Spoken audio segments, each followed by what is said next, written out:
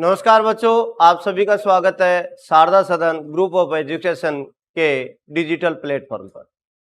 हमने पिछले अध्याय में अध्याय नंबर 8 में वायुमंडल का अध्ययन किया था। वायुमंडल को अलग अलग संस्तरों में बांटा था और वायुमंडल की जानकारी प्राप्त की थी कि ये वायुमंडल होता क्या है, किससे बना हुआ है और इसमें कौन कौन सी घटनाएं घटित होती है। वायुमंडल के बाद में आज हम देख रहे हैं हमारा अध्याय नंबर 9। अध्याय नंबर 9 है आपका सौर विकिरण, ऊष्मा संतुलन और तापमान। हम देखेंगे कि सौर विकिरण क्या है, हमें जो ऊर्जा मिल रही है, तापमान मिल रहा है, किससे मिल रहा है, हमारी जो ऊष्मा का संतुलन है यानी पृथ्वी की जो ऊष्मा है उसका संतुलन किस प्रकार से पृथ्वी बनाए रखती है, इसको हम ऊष्मा बजट के नाम से जानते हैं, और किस तरीके से पृथ्वी के ऊपर तापमान प्रभावित होता है, ऐसे कौन कौन से कारक हैं जो तापमान को प्रभावित करते हैं या उस तापमान को नियंत्रित करते हैं। तो इसका विस्तार से अध्ययन करेंगे हम। लेकिन उससे पहले हम कुछ छोटे छोटे शब्द हैं उनको देख लेते हैं, उनका तात्पर्य क्या होता है। जैसे पहला ही शब्द है सूर्यातप। सूर्यातप होता क्या है, तापमान क्या होता है, ठीक है। इस प्रकार से इन शब्दों को देखेंगे हम। पहली चीज देखते हैं हम सूर्यातप।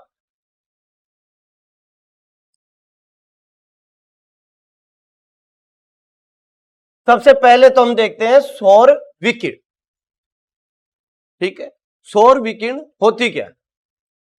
पृथ्वी की सतह पर ऊर्जा का प्रमुख स्रोत क्या है भाई? सूर्य। पृथ्वी को ऊर्जा किससे प्राप्त होती है? सूर्य से। यदि सूर्य नहीं होता तो पृथ्वी को ऊर्जा प्राप्त नहीं होती। यानी कि विशालतम जो स्रोत है ऊर्जा का वो क्या है? सूर्य। सूर्य से ही ऊर्जा प्राप्त होती है। सूर्य अत्यधिक गर्म है और ये एक गैस का पिंड है। सूर्य बहुत ज्यादा गर्म है और सूर्य एक गैस का पिंड है, ठीक है।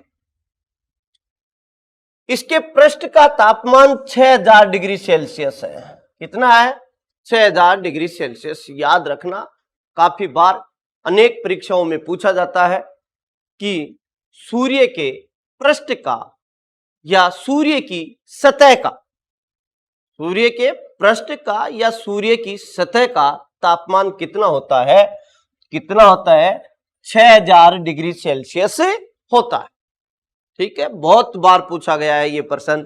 आप तो किसी कंपटीशन के एग्जाम नहीं दिए होंगे अभी तक, लेकिन जो कंपटीशन के एग्जाम में आता है वो काफी बार पूछा जाता है कि सूर्य की सतह का तापमान कितना होता है या सूर्य के पृष्ठ का तापमान कितना होता है। तो अच्छी तरीके से अपने दिमाग में बिठा लेना, कितना होता है? 6000 डिग्री सेल्सियस होता है। ये गैसीय पिंड निरंतर अंतरिक्ष में चारों ओर ऊष्मा का विकिरण करता रहता है, जिसे सौर विकिरण कहते हैं। अपनी जो ऊष्मा है, अपनी जो गर्मी है, उसका विकिरण यानी छोड़ता रहता है। कौन? सूर्य। इसी को सौर विकिरण कहते हैं, ठीक है। ये यदि देखें, इसके बाद में हम देखते हैं सूर्यातप। सौर विकिरण, सूर्य के द्वारा जो ऊष्मा छोड़ी जाती है उसको तो हम क्या कहते हैं? सौर विकिरण। अब सूर्यातप किसे कहेंगे? पृथ्वी को सूर्य से प्राप्त होने वाली ऊर्जा को सूर्यातप अथवा आगमी सौर विकिरण कहते हैं। सूर्यातप किसे कहेंगे? जो सूर्य से पृथ्वी को क्या मिलती है? ऊष्मा। क्या मिलती है? ऊष्मा या ऊर्जा मिलती है, उसको क्या कहेंगे? सूर्यातप। क्या कहेंगे? सूर्यातप। यानी कि सूर्य से पृथ्वी को मिलने वाली ऊर्जा को क्या कहेंगे? सौर तप या सूर्यातप। ये सूर्यातप पृथ्वी को जो ऊर्जा मिल रही है, ये ऊर्जा लघु तरंगों के माध्यम से मिलती है। किससे मिलती है? लघु तरंगों के माध्यम से मिलती है। यह पृथ्वी पर लघु तरंगों तरंगदैर्ध्य के रूप में आती है, ठीक है। किससे आती है? लघु तरंगों से। एक होती है दीर्घ तरंगें। दीर्घ तरंगों से पार्थिव विकिरण होता है। क्या होता है? पार्थिव विकिरण, यानी पृथ्वी से वापस ऊर्जा को मुक्त किया जाता है, तापमान को मुक्त किया जाता है। किससे? पृथ्वी से। उसको क्या कहेंगे? पार्थिव विकिरण। ठीक है। और सूर्य से जो आ रही है, ठीक है, वो किससे आ रही है? लघु तरंगों के माध्यम से। और पार्थिव विकिरण किससे होता है? दीर्घ तरंगों के माध्यम से। अलग अलग हैं ये। सूर्य से जो हमारे को प्राप्त हो रही है वो तो किससे हो रही है? लघु तरंगों के माध्यम से। और पृथ्वी से जो पार्थिव विकिरण हो रहा है वो किसके माध्यम से हो रहा है? दीर्घ तरंगों के माध्यम से हो रहा है। ठीक है। सूर्य तप किसे कहा? पृथ्वी को प्राप्त होने वाली ऊर्जा किसके माध्यम से? सूर्य से। तो उसको क्या कहेंगे? सूर्य तप कहेंगे। किससे प्राप्त होती है? लघु तरंगों के माध्यम से प्राप्त होती है। अब देखिए, कई बार क्या होता है कि सूर्य तप और तापमान को समान समझ लिया जाता है कि जैसा सूर्य तप है उसी प्रकार का क्या है? तापमान है। लेकिन सूर्य तप और तापमान दोनों ही क्या है? अलग अलग है। ठीक है। जैसे देखें हम, सूर्य तप ऊष्मा है जिससे गर्मी पैदा होती है। सूर्य तप तो क्या है? ऊष्मा। और ऊष्मा से क्या पैदा होगी? गर्मी, जिससे पृथ्वी को क्या मिलेगी? ऊर्जा। क्या मिलेगी? ऊर्जा। ठीक है। यह पृथ्वी को सूर्य से प्राप्त होने वाली ऊर्जा है। यानी कि सूर्य तप ऊष्मा है और ऊष्मा से क्या पैदा होती है? गर्मी, जिससे पृथ्वी को क्या प्राप्त होती है? ऊर्जा। क्या प्राप्त होती है? ऊर्जा। इस ऊर्जा को हम किसमें मापते हैं? कैलोरी में। किसमें मापते हैं? कैलोरी में। ठीक है। तापमान होता है कि कोई पदार्थ या स्थान, कोई भी पदार्थ या स्थान, जैसे मान लीजिए ये एक मोबाइल है, ठीक है, इसका ये ठंडा है या गर्म है? ठंडा है या गर्म है? इसको यदि डिग्री में मापा जाए, किस में मापा जाए? डिग्री में मापा जाए, तो वो इसका क्या कहलाएगा? तापमान कहलाएगा। क्या कहलाएगा? तापमान। यानी कि इस मोबाइल ये ठंडा है या गर्म, इसको किस में मापा जाए? डिग्री में। किस में मापा जाए? डिग्री में। चाहे तो आप सेल्सियस में माप सकते हो या फ़ारेनहाइट में माप सकते हो, तो उसको तो क्या कहेंगे हम? तापमान। लेकिन जो सूर्य तप है उसको हम किस में मापते हैं? कैलोरी में। और तापमान को किस में मापते हैं? डिग्री में। किस में मापते हैं? डिग्री में। यह डिग्री किससे मापी जाएगी? थर्मामीटर से। किससे मापी जाएगी? थर्मामीटर से। थर्मामीटर फ़ारेनहाइट भी दिखाता है और सेल्सियस में भी तापमान को दिखाता है। तो सूर्य ताप और तापमान दोनों में क्या है? अंतर है। सूर्य ताप तो क्या है? ऊष्मा है जो क्या पैदा करती है? गर्मी पैदा करती है और पृथ्वी को क्या देती है? ऊर्जा देती है। यदि हम सूर्य तप की बात करें तो सूर्य तप हमारे को 1.9 कैलोरी, कितना? 1.94 कैलोरी प्रति वर्ग सेंटीमीटर में, प्रति वर्ग सेंटीमीटर में प्रति मिनट में, यानी कि 1 सेंटीमीटर प्रति वर्ग सेंटीमीटर में 1 मिनट में सूर्य से कितना सूर्य तप प्राप्त होगा? 1.94 कैलोरी सूर्य तप प्राप्त होगा। ये याद रखना भाई। 1 मिनट में प्रति वर्ग सेंटीमीटर में कितना कैलोरी तापमान प्राप्त होता है?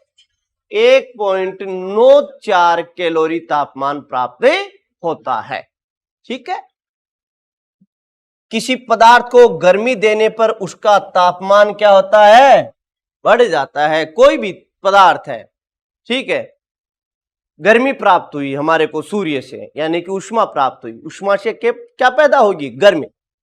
अब मान लीजिए ये एक पदार्थ है, सूर्य से क्या मिली? उष्मा। उष्मा से क्या पैदा हुई? गर्मी। ठीक है, अब गर्मी से ये पदार्थ, ठीक है, क्या होगा? गर्म होगा। गर्म होगा। इस पदार्थ का जो हम देखेंगे कि कितना गर्म हुआ है, वो इस पदार्थ का क्या कहलाएगा? तापमान। क्या कहलाएगा? तापमान। तापमान उष्मा से पैदा हुई गर्मी का माप है। यानी कि जो हमारे को सूर्य से क्या मिली? क्या मिली भाई? सूर्य से उष्मा। और उष्मा से कोई पदार्थ क्या हुआ? गर्म या ठंडा हुआ। क्या हुआ? गर्म या ठंडा हुआ। उष्मा नहीं मिलेगी तो ठंडा होगा, उष्मा मिलेगी तो गर्म होगा। तो क्या बोल रहा है? तापमान उष्मा से पैदा हुई गर्मी का क्या है? माप। कि वो पदार्थ कितना गर्म हुआ है, उसका माप ही क्या कहलाता है? तापमान। क्या कहलाता है? तापमान। तापमान को थर्मामीटर द्वारा डिग्री सेल्सियस या फ़ारेनहाइट या केल्विन तीनों में मापा जाता है। या तो हम सेल्सियस में माप ले, या केल्विन में माप ले, या फ़ारेनहाइट में माप ले। तीनों में हम तापमान को माप सकते हैं। ठीक है, और ये तापमान तीनों किससे मापे जाएंगे? थर्मामीटर के द्वारा मापे जाएंगे। तो तापमान मापने का यंत्र कौन सा होता है? थर्मामीटर होता है। कई बार बहुत छोटे छोटे प्रश्न पूछ लिए जाते हैं कि तापमान को कौन से यंत्र से मापा जाता है? थर्मामीटर से मापा जाता है। और आप भूगोल के विद्यार्थी हो तो इन यंत्रों को आपको ध्यान में रखना चाहिए। तापमान गर्मी का प्रभाव है। तापमान क्या है? गर्मी का प्रभाव। और गर्मी से तापमान क्या होता है? बढ़ता है। यदि गर्मी मिलेगी किसी भी पदार्थ या किसी भी वस्तु या किसी भी क्षेत्र को, यदि गर्मी मिलती है तो उस क्षेत्र या वस्तु का तापमान क्या हो जाता है? बढ़ जाता है। और गर्मी नहीं मिलती है तो उस क्षेत्र या पदार्थ का तापमान क्या हो जाता है? कम हो जाता है। ठीक है, अब हम देखेंगे कि जो ये सूर्य तप मिल रहा है हमारे को, तो कभी तो ये सूर्य तप हमारे को कम मिलता है और कभी हमारे को ज्यादा मिलता है। ठीक है, तो इसको कोई ना कोई तो कारक प्रभावित करते हैं सूर्य तप को। तो हम उन्हीं कारकों की बात करेंगे कि सूर्य तप को कौन कौन से कारक प्रभावित करते हैं। पहला कारक है सूर्य की किरणों का झुकाव। कौन सा है? सूर्य की किरणों का झुकाव या सौर किरणों का नतिकोण। तो इसमें देखेंगे पृथ्वी का आकार कैसा है? गोलाकार। कैसा है? गोलाकार। और सूर्य की किरणें पृथ्वी के धरातल पर पड़ते समय उसका झुकाव अलग अलग होता है। भाई एक कोई भी गोल वस्तु है, ठीक है, ये मान लीजिए सूर्य है, तो इस सूर्य से निकलने वाली जो किरण है, ठीक है, ये एक समान तो नहीं पड़ेंगे। गोल वस्तु है, गोल गेंद है, तो मान लीजिए एक विकिरण तो ये सीधी पड़ रही है, लेकिन ये विकिरण क्या सीधी पड़ेगी क्या? नहीं, ये क्या कैसी पड़ेगी? तिरछी पड़ेगी।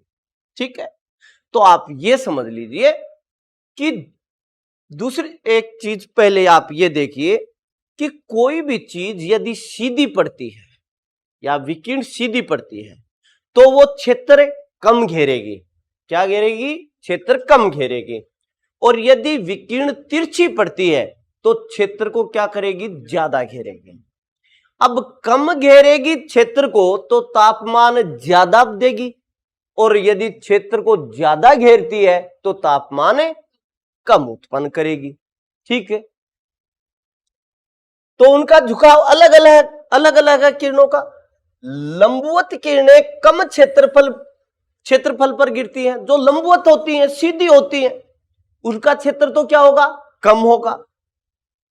और जो यदि किरणें झुकाव होगा किरणों का, ठीक है, और लंबवत ना गिरकर तिरछी गिरेंगी। लंबवत ना गिरकर कैसी गिरेंगी? तिरछी। तो वो किरणें क्षेत्रफल को, ज्यादा क्षेत्रफल को घेरेंगी। अब देखिए, यदि क्षेत्रफल कम गिरता है, छोटा क्षेत्रफल है, तो वहां पर तो तापमान कैसा रहता है? ज्यादा। और क्षेत्रफल यदि बढ़ जाता है तो वहां पर तापमान क्या होगा? कम होगा। ठीक है, उदाहरण देता हूं मैं। आपने बचपन में एक आपके ज्योमेट्री बॉक्स में लेंस आता था, जिससे हम किसी कागज को जलाते थे। अब उस लेंस को बार बार ऐसे करते थे और एक बिल्कुल पॉइंट यदि जहां मिलता था उस कागज के ऊपर, एक ही पॉइंट के ऊपर पूरा प्रकाश डलता था, तो इस पॉइंट वाले जगह के ऊपर जल्दी से वो कागज जल जाता था। और उसको आगे पीछे जब करते थे तो प्रकाश ज्यादा दूर में फैलता था, तो ज्यादा दूर वाले में फैलता था तो वो कागज नहीं जलता था। तो इसका मतलब क्या था कि यदि एक पॉइंट के ऊपर उसका पूरा प्रकाश डाल रहे हैं तो वहां पर तापमान क्या मिल रहा है उसको? ज्यादा, इसलिए वो जल्दी से जल जाता है। और यदि उस प्रकाश का फैलाव हो गया तो तापमान क्या होगा? कम मिलेगा, तो वो कागज नहीं जलता था। तो अब इसी प्रकार से सूर्य की किरणें यदि लंबवत पड़ रही हैं, सीधी पड़ रही हैं, तो वहां क्षेत्रफल कम घेरेंगी तो तापमान ज्यादा मिलेगा। और यदि तिरछापन है किरणों में तो क्षेत्रफल ज्यादा घेरेंगी और तापमान क्या होगा? कम प्राप्त होगा।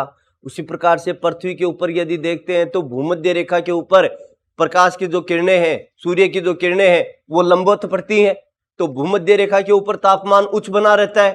ठीक है, वहीं यदि ध्रुवों के ऊपर देखें तो ध्रुवों के ऊपर सूर्य की किरणें कैसी पड़ती हैं? तिरछी। तो ध्रुवों के आसपास वाले क्षेत्र का तापमान क्या रहता है? बहुत ही कम रहता है। ठीक है, अब इसमें यह भी ध्यान देने योग्य बात है कि आपसे प्रश्न पूछ लिया जाए कि पृथ्वी का सर्वाधिक तापमान कौन से अक्षांश पर होगा? कौन से अक्षांश पर होगा? विषुवत रेखा के ऊपर। लेकिन ऐसा नहीं है। विषुवत रेखा या भूमध्य रेखा के ऊपर तापमान अधिक नहीं रहता। यह तापमान सर्वाधिक रहता है वो 20 डिग्री अक्षांश के ऊपर। कौन से पे? 20 डिग्री अक्षांश के ऊपर। और कौन से अक्षांश पर है? उत्तरी अक्षांश पर। कौन से अक्षांश पर है? उत्तरी अक्षांश पर। 20 डिग्री उत्तरी अक्षांश के ऊपर सर्वाधिक तापमान पाया जाता है। कारण है इसका, मिलना तो कहां चाहिए? भूमध्य रेखा के ऊपर। लेकिन भूमध्य रेखा के ऊपर नहीं हो पाता। कारण क्या है कि भूमध्य रेखा के ऊपर समन्वय वर्षा होती है। ठीक है, और समन्वय वर्षा होने के कारण भूमध्य रेखा के ऊपर वनस्पति ज्यादा पाई जाती है। तो ज्यादातर जो ऊष्मा है, जो ज्यादातर ऊर्जा है, वो ऊर्जा किस काम में आ जाती है? वाष्पोत्सर्जन की क्रिया के काम में आ जाती है। वनस्पति में वाष्पोत्सर्जन की क्रिया होती है, तो ज्यादा ऊष्मा किसके काम आ गई? वाष्पोत्सर्जन के काम में आ गई। ठीक है, तो भूमध्य रेखा के ऊपर कम ऊर्जा प्राप्त हुई। लेकिन वहीं देखेंगे 20 डिग्री उत्तरी अक्षांश के ऊपर। दक्षिणी अक्षांश की बात करें तो दक्षिणी अक्षांश में तो क्या हो जाएगा? 20 डिग्री दक्षिणी अक्षांश में ज्यादातर जलीय भाग है। कैसा है? जलीय भाग। और आपको पता ही है, जल धीरे धीरे तो गर्म होता है और धीरे धीरे ही ठंडा होता है। यदि हम बात करें स्थल की, तो स्थलीय भाग तो मात्र 3 या 4 फुट तक ही गर्म होता है। कितना होता है? 3 या 4 फुट तक ही गर्म होता है, क्योंकि सूर्य की जो किरणें हैं, जो ऊष्मा है, वो मात्र कितने तक पहुंचती है? 3 या 4 फुट। 3 या 4 फुट तक ही पहुंच पाती हैं। वहीं जलीय भाग को देखते हम तो जलीय भाग में 600 फुट तक पहुंचती हैं। कितने फुट तक? 600 फुट तक पहुंचती हैं। यानी कि ज्यादा क्षेत्र कवर करना पड़ता है। तो जितना ज्यादा क्षेत्र कवर करेगा तो उसका तापमान क्या हो जाएगा? कम होता जाएगा। भाई तापमान ज्यादा थोड़ी मिलेगा। और ये 3-4 फुट को ही कवर करती है तो तापमान क्या होगा? ज्यादा। इसलिए पृथ्वी का जो धरातल स्थलीय भाग है वो तो जल्दी गर्म होगा और पार्थिव किरण भी जल्दी छोड़ेगा वो। तो जल्दी तो गर्म होती है और जल्दी ही ठंडी होती है पृथ्वी, लेकिन जलीय भाग धीरे धीरे गर्म होता है और धीरे धीरे ही ठंडा होता है। ठीक है, अब हम बात कर लेते हैं इसकी हो गई कि यानी कि जहां सूर्य की किरणें लंबवत पड़ेंगी वहां तो तापमान अधिक मिलेगा, और सूर्य की किरणें यदि तिरछी पड़ेंगी तो वहां का तापमान कम पाया जाएगा। इसलिए वह इस प्रदेश को अधिक गर्म करती हैं। जैसे जैसे किरणों के झुकाव का कोण कम होता जाता है वैसे वैसे क्षेत्रफल बढ़ता जाता है तथा वह भाग कम गर्म होता है। यदि नति कोण कम होगा, किरणों का नति कोण कम होगा तो क्या होगा, क्षेत्रफल बढ़ता जाएगा, और यदि क्षेत्रफल बढ़ेगा तो ऊर्जा क्या होगी, कम प्राप्त होगी, ऊष्मा क्या होगी, कम प्राप्त होगी। वायुमंडल का प्रभाव सूर्यातप के ऊपर, वायुमंडल भी अपना प्रभाव छोड़ता है। जो सूर्यातप प्राप्त हो रहा है उसका वायुमंडल भी प्रभाव करेगा। वायुमंडल में मेघ, आर्द्रता, धूलकण आदि परिवर्तनशील दशाएं सूर्य से आने वाले सूर्यतप को अवशोषित, परावर्तित तथा उसका प्रकीर्णन करती हैं, जिससे पृथ्वी पर पहुंचने वाले सूर्यतप में परिवर्तन आ जाता है। देखिए, वायुमंडल में हमने पहले पढ़ा था कि वायुमंडल में अनेक प्रकार की गैसें हैं। ठीक है, उनमें से अनेक प्रकार की क्या है, गैसें। वायुमंडल में धूल के कण भी है, वायुमंडल में आर्द्रता भी है यानी जलवाष्प भी है कि नहीं है। अब ये जलवाष्प और धूल के कण क्या कर रहे थे, सूर्यतप को क्या कर रहे थे, अवशोषित। क्या कर रहे थे, अवशोषित कर रहे थे। यानी कि सूर्यतप का यदि हमारी पृथ्वी के ऊपर 100% हिस्सा प्राप्त होता है, 100 इकाइयां प्राप्त होती हैं, तो जो धूल के कण और जलवाष्प सूर्य से आने वाली जो विकिरण है उनको कितनी अवशोषित कर लेती है, 14% इकाइयां अवशोषित कर लेती है। वायुमंडल कितना कर लेता है, 14% डायरेक्ट सूर्य से। और ये 14% में क्या क्या आएंगे, बादल, जो भी बादल हैं, धूल के कण है या जो आर्द्रता है, जलवाष्प है, ये 14% को क्या कर लेती है, अवशोषित कर लेती है। इसके अलावा कुछ भाग वायुमंडल एक तो क्या करेगा, अवशोषित करेगा। ठीक है, दूसरी चीज वायुमंडल क्या करता है, प्रकीर्ण भी करता है और परावर्तित भी करता है। ठीक है, परावर्तित यानी भेजना, वापिस वायुमंडल क्या कर देता है, सौर विकिरणों का वापिस भेज देता है, और ये तो हुआ परावर्तित। और प्रकीर्णन यानी फैलाना, उन विकिरणों को क्या कर देता है, फैला देता है। कौन, वायुमंडल। तो वायुमंडल कुछ ऊष्मा को तो क्या कर देता है, फैला देता है, कुछ ऊष्मा को अंतरिक्ष में वापस भेज देता है, और कुछ ऊष्मा को क्या कर लेता है, अवशोषित कर लेता है। इसलिए सूर्यतप प्रभावित हुआ कि नहीं हुआ। अर्थात हम इसे यही निष्कर्ष निकाल सकते हैं कि यदि जिन क्षेत्रों में मेघ रहेंगे, बादल आच्छादित रहेंगे, और यदि उस क्षेत्र में आर्द्रता की मात्रा अधिक है, जलवाष्प की मात्रा अधिक है, तो उन क्षेत्रों में तापमान क्या होगा, कम प्राप्त होगा। और वे क्षेत्र जिनमें बादल नहीं है, आर्द्रता की मात्रा कम है, उन क्षेत्रों का तापमान क्या होगा, ऊर्जा या ऊष्मा कितनी होगी, ज्यादा होगी। जैसे हम उदाहरण लें, एक तो मरुस्थलीय क्षेत्र है, मरुस्थलीय क्षेत्र में आर्द्रता की मात्रा बहुत ही कम पाई जाती है। ठीक है, बादल नहीं रहते, आकाश साफ रहता है, जिससे सूर्यतप सीधा पृथ्वी के ऊपर आता है, यानी ज्यादा प्राप्त करेगा। यदि बादल रहेंगे तो वो अवशोषित कर लेगा, बादल ही नहीं है तो अवशोषित नहीं करेगा, जलवाष्प भी नहीं है तो अवशोषित नहीं करेगा, तो जो धरातल है वो ज्यादा गर्म होगा। वहीं यदि दूसरी तरफ बात करें जहां पर बादल है, ठीक है, या फिर वन वाले क्षेत्र हैं, ठीक है, जो वन वाले क्षेत्र हैं वो भी क्या करते हैं, अवशोषित करते हैं। ठीक है, तो वहां का तापमान क्या रहेगा, कम रहेगा। ठीक है, दूसरी चीज स्थल एवं जल का प्रभाव, यह भी प्रभाव पड़ता है सूर्य तप के ऊपर कि वहां का स्थल कैसा है और वहां पे जल की मात्रा है तो किस प्रकार से। मैंने अभी बताया स्थल जो भाग है वो जल्दी तो गर्म होता है और जल्दी ही ठंडा होता है, लेकिन जलीय भाग धीरे धीरे गर्म होता है और धीरे धीरे ठंडा होता है। तो ये भी सूर्य तप को प्रभावित करेगा। जैसे सूर्य की जो किरणों का प्रभाव से स्थलीय धरातल शीघ्रता से ही गर्म होता है और शीघ्रता से ही ठंडा होता है, लेकिन धरातल धीरे धीरे ठंडा सॉरी जलीय भाग धीरे धीरे ठंडा होगा और धीरे धीरे ही गर्म होगा।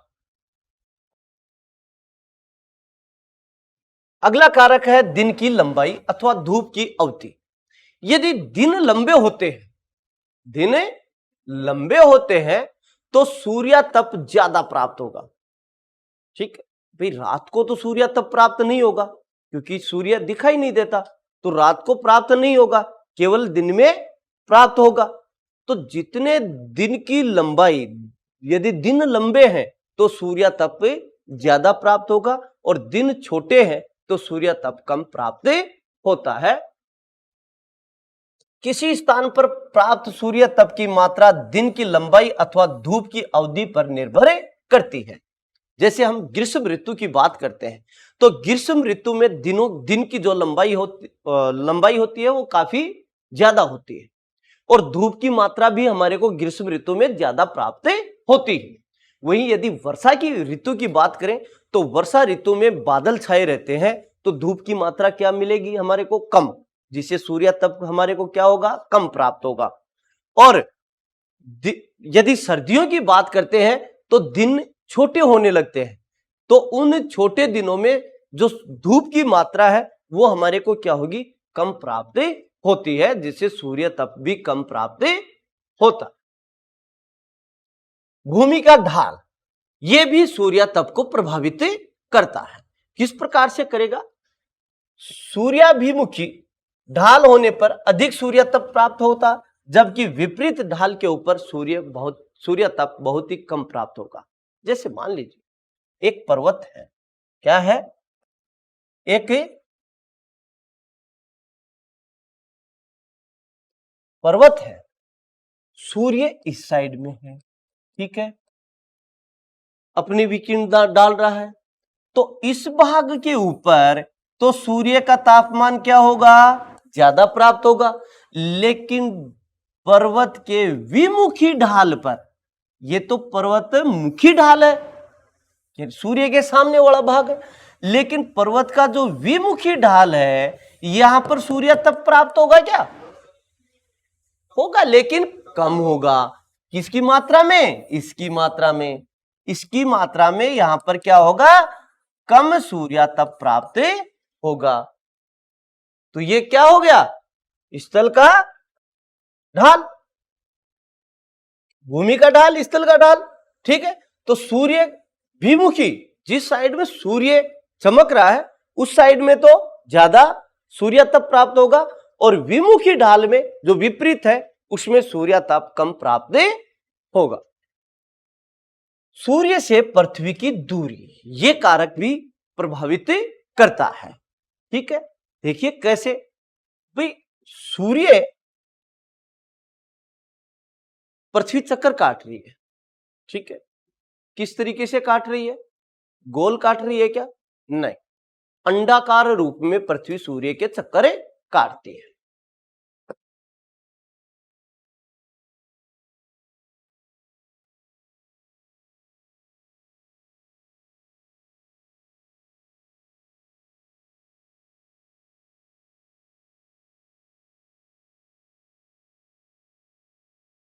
ये सूर्य है, पृथ्वी इसके दीर्घ वर्ताकार रूप में, किस प्रकार से भाई, दीर्घ वर्ताकार रूप में चक्कर काटती है, गोल नहीं काटती है कभी भी पृथ्वी चक्कर, ठीक है।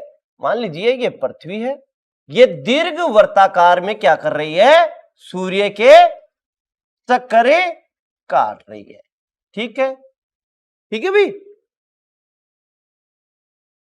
अब देखिए यहां पृथ्वी की दूरी और सूर्य की दूरी कम है या फिर यहां पर कम है भाई, यहां पर क्या है, कम, और यहां पर सूर्य और पृथ्वी के बीच की दूरी ज्यादा है।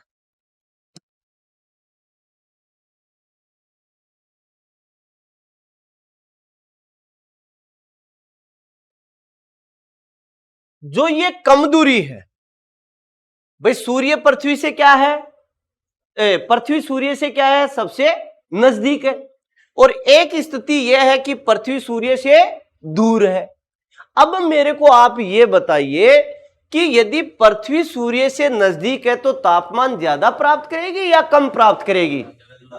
ज्यादा प्राप्त करेगी ना। और यदि मान लीजिए सूर्य और पृथ्वी की दूरी ज्यादा है तो तापमान कम प्राप्त करेगी। ये जो स्थिति होती है, जो कम वाली स्थिति होती है, ये कम वाली स्थिति बनती है 4 जुलाई को। कब बनती है? 4 जुलाई को।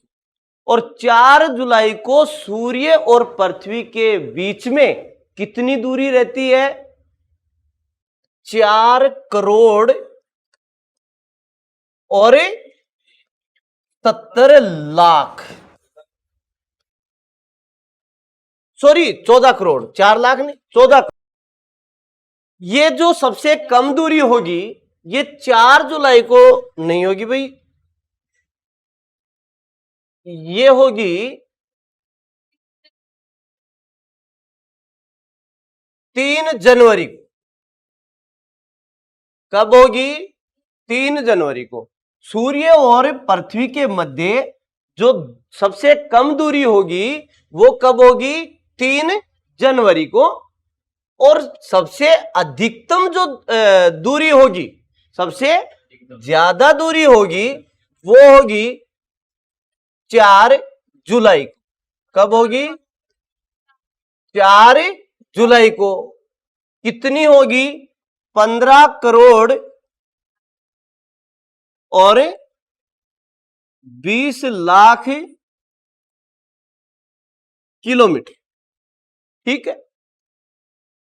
और 3 जनवरी को कितनी होगी? 14 करोड़ 70 लाख किलोमीटर। अब जो ये नजदीक दूरी है, इस दूरी को, इस स्थिति को तो हम कहते हैं उपसौर। क्या कहते हैं? उपसौर। और जो ज्यादा दूरी रहेगी उस स्थिति को हम कहेंगे अपसौर। अर्थात अपसौर वाली स्थिति में तो सूर्य तप क्या प्राप्त होगा? कम।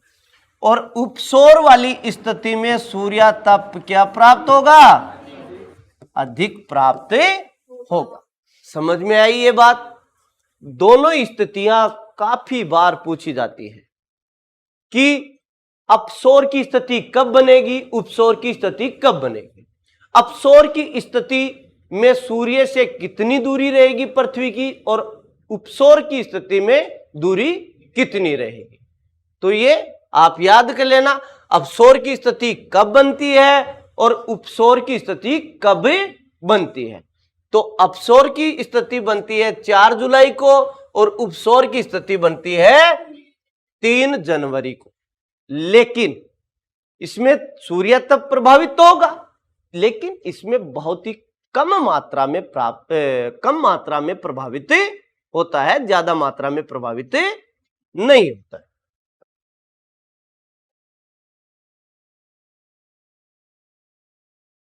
ठीक है। अब हम देखते हैं पृथ्वी के गर्म और ठंडा होने के तरीके। भाई इसमें हम 3-4 शब्दों के बारे में अध्ययन करेंगे, उसके बाद में मालूम चलेगा कि पृथ्वी किस तरीके से गर्म होती है और किस तरीके से ठंडी होती है। ठीक है। तो इसमें पहला है चालन। क्या है? चालन। चालन क्या होता है? जब असमान ताप वाले 2 पिंड, जिनका तापमान क्या है? असमान है, समान नहीं है, एक दूसरे के संपर्क में आते हैं, गर्म पिंड ठंडे पिंड की तरफ ऊर्जा मुक्त करता है। देखिए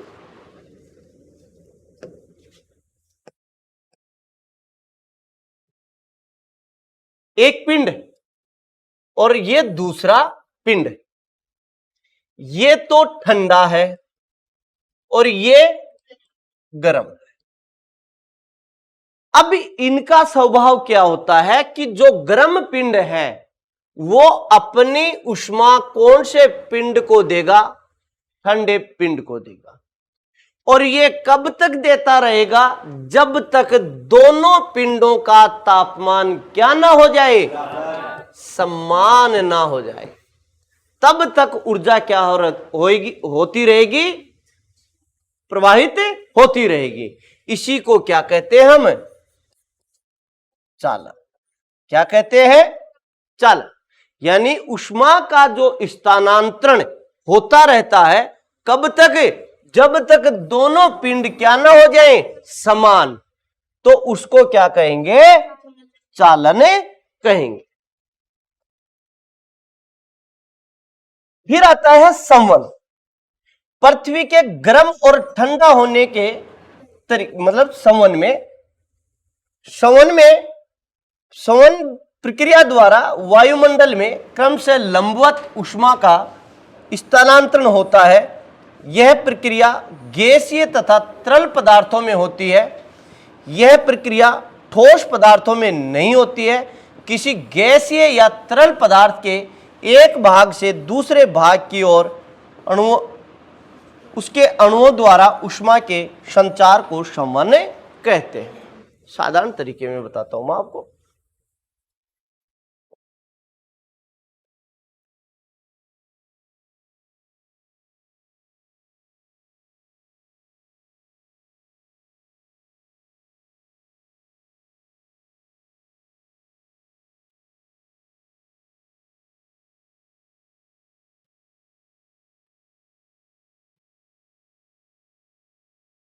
पहली चीज देखिए, संवहन दो पदार्थों में होगा। एक तो तरल में, किसमें? तरल। और एक होगा गैस में। किसमें होगा? गैस में। ठीक है।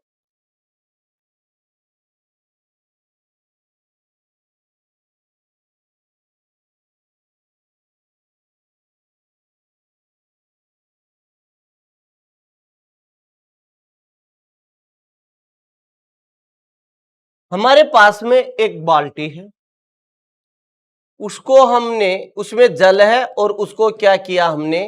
गर्म किया। अब आप बताइए कि सबसे पहले पानी गर्म कहां पर होगा? देखा है आपने? आप घर में रॉड लगाते हो बाल्टी में, ठीक है। उसको 2 या 3 मिनट रॉड को लगा के बाहर निकाल लीजिए। अब उस पानी में आप हाथ दीजिए, ऊपर तो क्या मिलेगा आपको? ठंडा। और जो जो नीचे हाथ जाएगा तो क्या मिलेगा आपको? पानी गर्म। ठीक है। फिर दोबारा रॉड डालिए उसमें और 5 मिनट तक आप उसको गर्म कीजिए। ठीक है। आपको दिखाई देगा, आपको महसूस होगा कि ऊपर वाला जल भी क्या हो गया है? गर्म। ठीक है।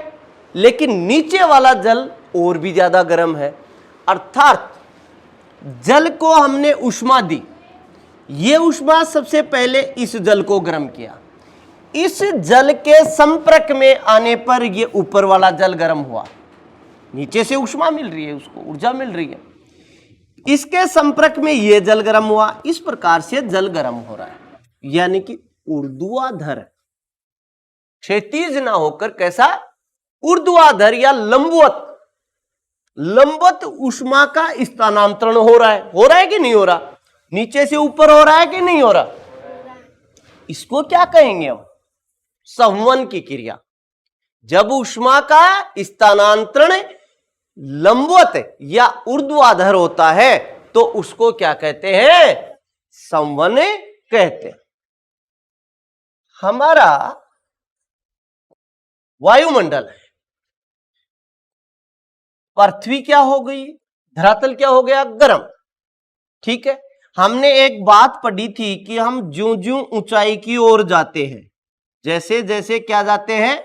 ऊंचाई की ओर जाते हैं, तो तापमान क्या होता जाता है?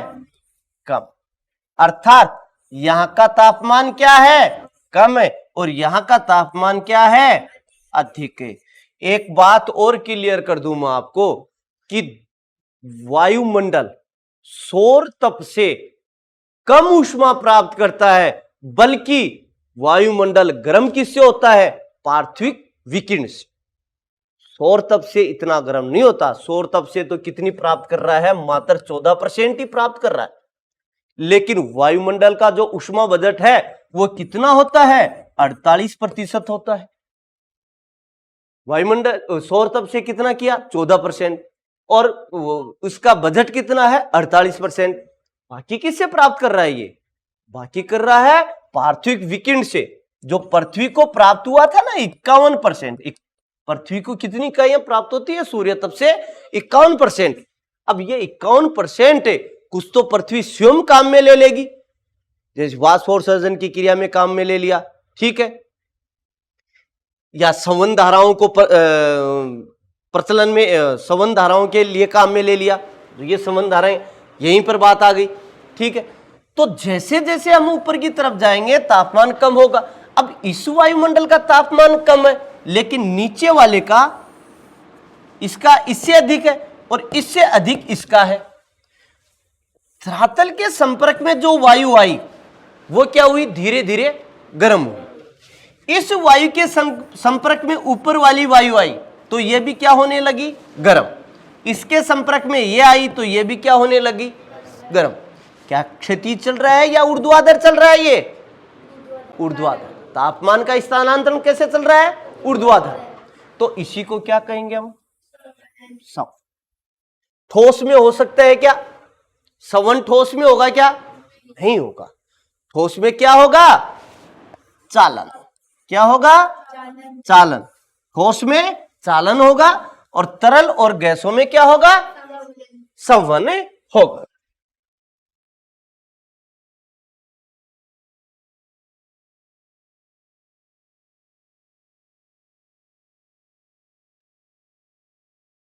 फिर आता है अभिवहन। क्या आता है?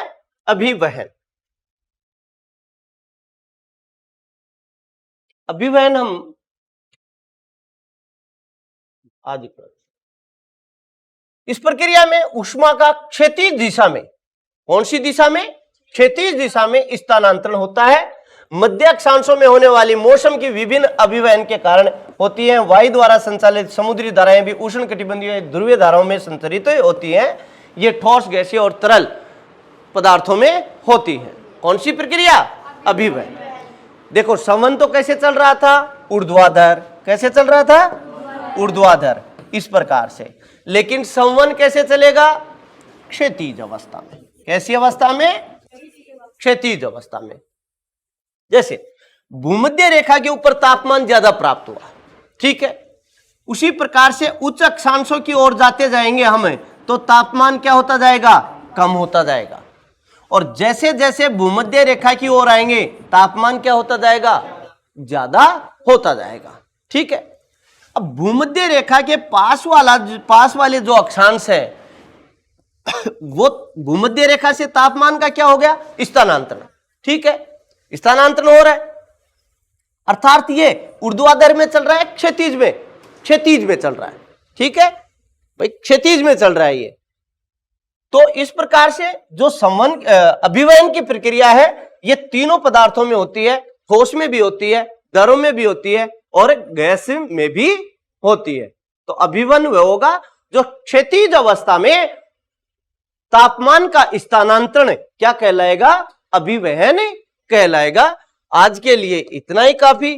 कल हम देखेंगे पृथ्वी के पार्थिव विकिरण और पृथ्वी की ऊष्मा बजट क्या है, पार्थिव विकिरण क्या है, ठीक है, तापमान का व्युत्क्रमण क्या होता है, इसके बारे में हम कल अध्ययन करेंगे। आज के लिए इतना ही।